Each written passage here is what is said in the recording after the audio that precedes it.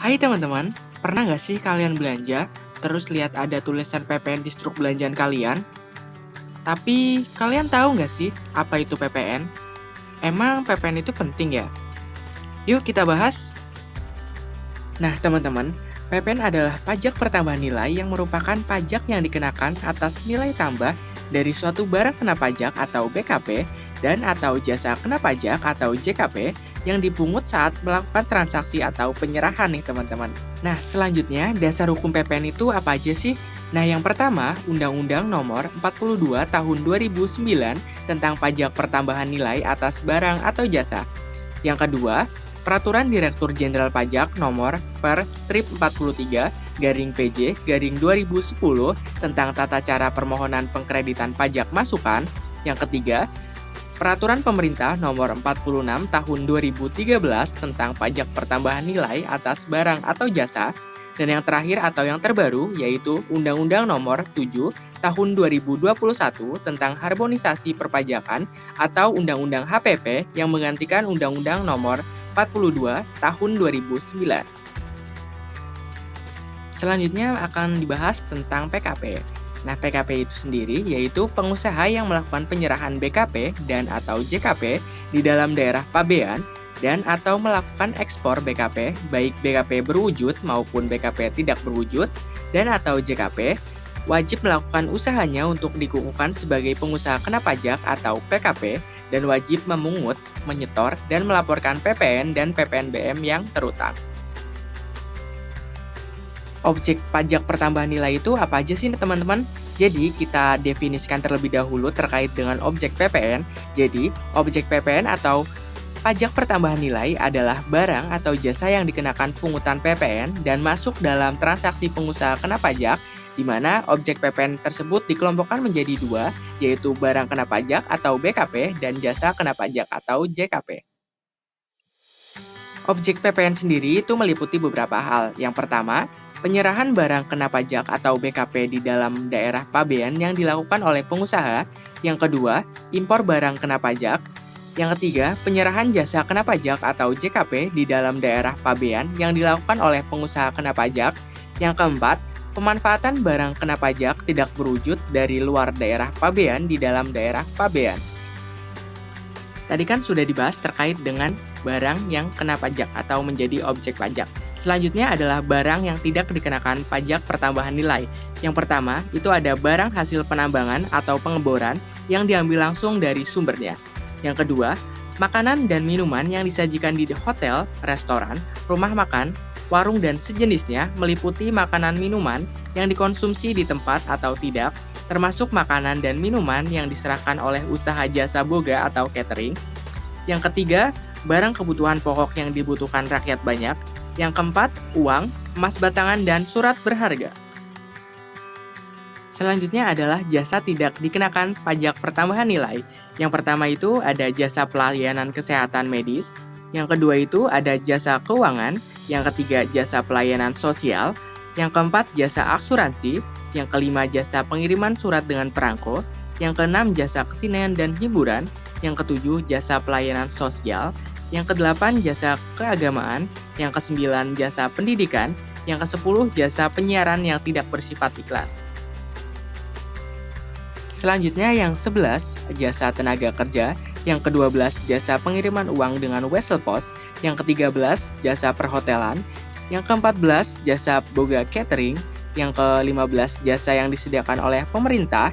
Yang ke-16, jasa penyediaan tempat parkir. Yang ke-17, jasa telepon umum dengan menggunakan uang logam. Nah, oke, selanjutnya adalah dasar pengenaan pajak atau DPP.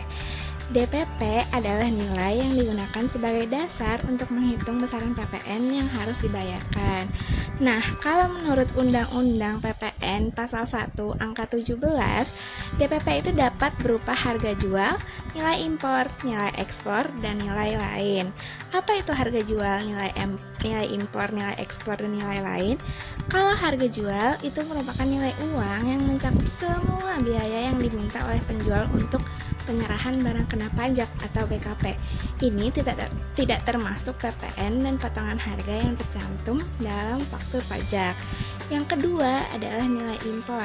Ini merupakan nilai uang yang menjadi dasar perhitungan bea masuk ditambah dengan pungutan sesuai ketentuan kepabeanan dan cukai untuk impor BKP.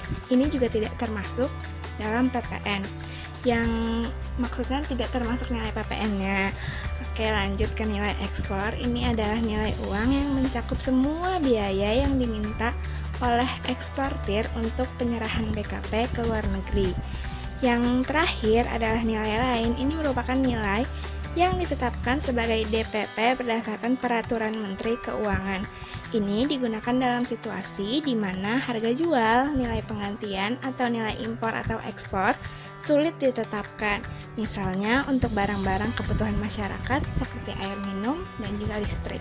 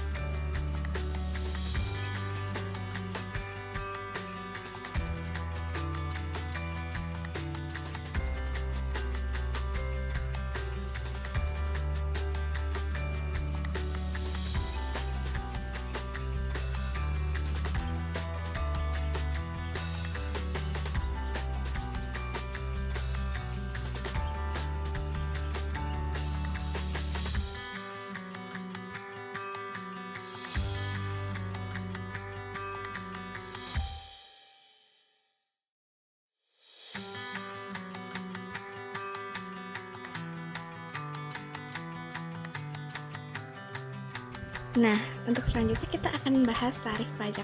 Teman-teman kalau lagi makan di restoran, suka penasaran gak sih dikenain pajaknya, dikenain PPN-nya berapa persen? Apakah 8% atau 10%? Nah, itu kebesaran tarifnya tergantung oleh kebijakan pemerintah, teman-teman. Nah, kalau untuk sekarang, kebijakan yang berlaku adalah 11%.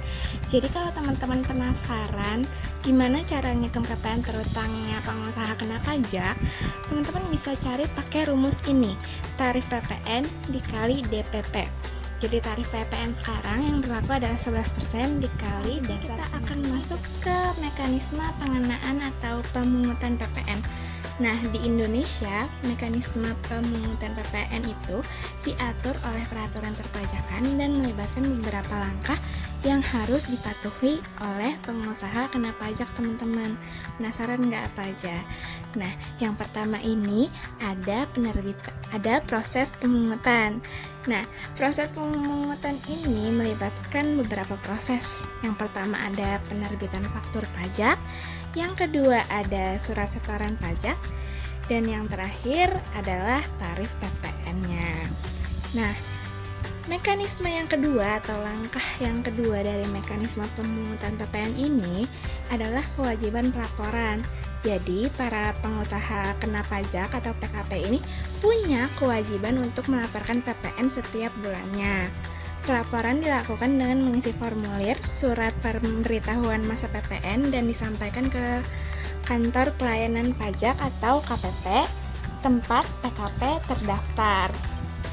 Paling lambat pada akhir bulan berikutnya setelah masa pajak berakhir, teman-teman. Nah, yang ketiga adalah pemungut PPN. Jadi, pemungut PPN adalah pihak yang ditunjuk oleh Menteri Keuangan untuk memungut, menyetor, dan melaporkan pajak terutang.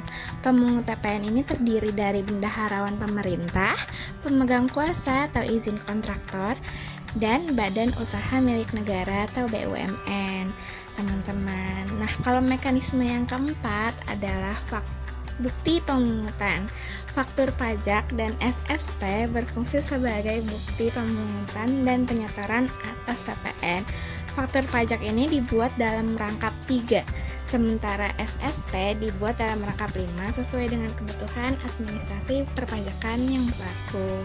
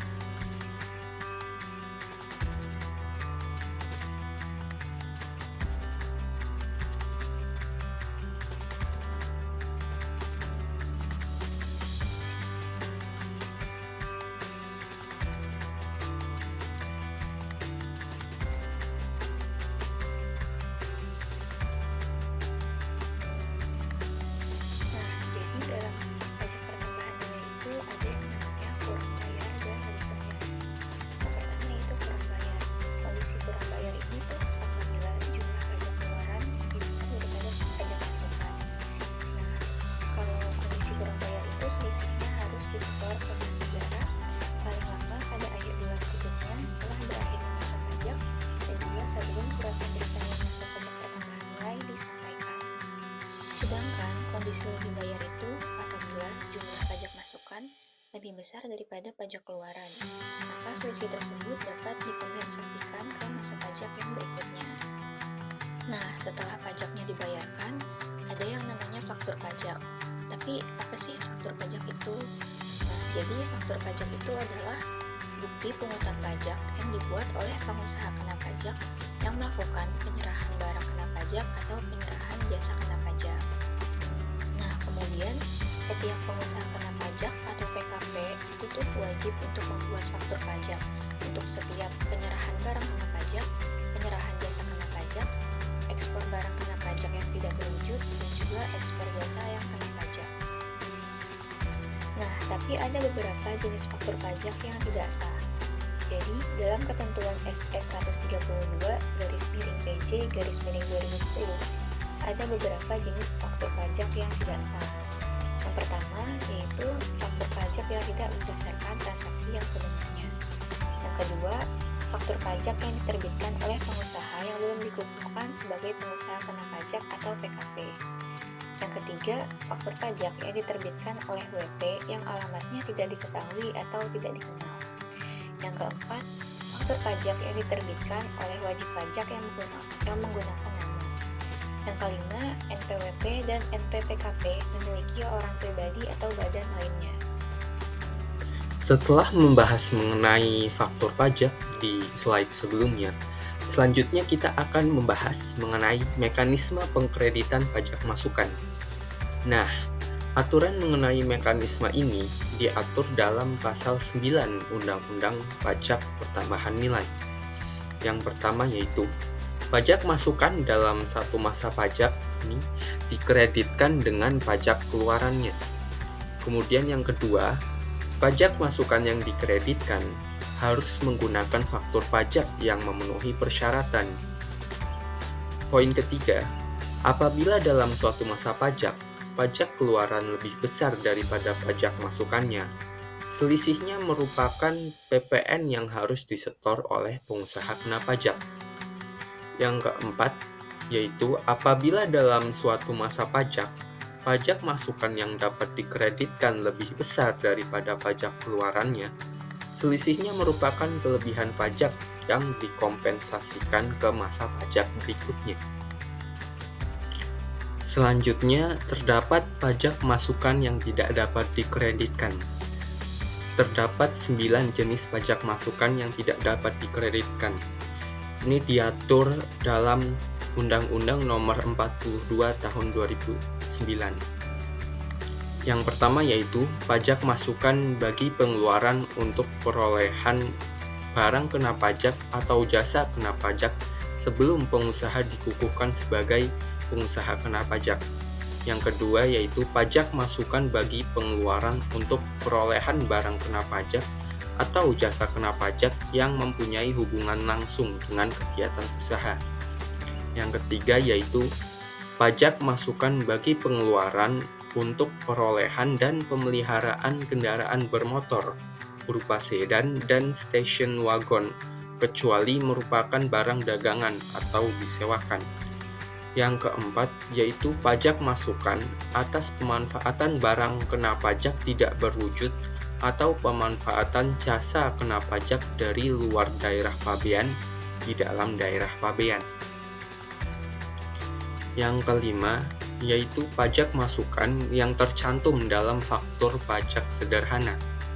Yang keenam, pajak masukan yang tercantum dalam pajak standar yang tidak memenuhi ketentuan sebagaimana dimaksud dalam pasal 13 ayat 5. Yang ketujuh, yaitu pajak masukan yang pembayarannya ditagih menggunakan surat ketetapan pajak.